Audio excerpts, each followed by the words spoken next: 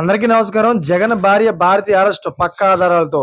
ఈ విషయాలను తెలుసుకునే ముందు వీడియో మీరు కంప్లీట్‌గా చూడండి. అప్పుడే మీకు కంప్లీట్ ఇన్ఫర్మేషన్ ఏంటో అర్థమవుతుంది.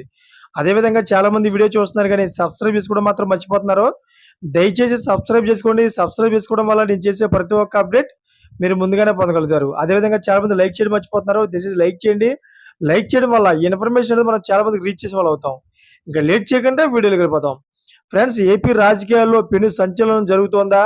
మాజీ సీఎం వైఎస్ జగన్ భార్య భారతిరెడ్డి అరెస్ట్ చేయబోతున్నారా అంటే అవుననే సమాధానాలు వినిపిస్తున్నాయి. అది కూడా వైఎస్ వివేకానంద రెడ్డి హత్య కేసులోనే. వివేక హత్య కేసు ఎప్పుడు కూడా ఏపీ రాజకీయాల్లో హాట్ టాపిక్ గానే ఉంటుంది. ఈ కేసులో ఎవరు అరెస్ట్ అవుతారా, ఎవరి పేరు కొత్తగా తెర మీదకి వస్తుందనే ఇంట్రెస్టింగ్ న్యూస్ ఎప్పుడు వైరల్ అవుతూనే ఉంటుంది. ఇప్పటికే ఈ కేసు అవినాష్ రెడ్డి అరెస్ట్ అయ్యి బెయిల్ మీద బయట తిరుగుతున్నాడు. అయితే కాగా త్వరలోనే సిబిఐ అధికారులు భారతిని కూడా అదుపులోకి తీసుకుంటారనే ప్రచారం జరుగుతోంది.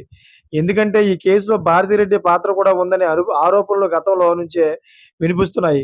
కడప ఎంపీ టికెట్ విషయంలో అవినాష్ వివేక మధ్య గొడవలు వచ్చాయంట.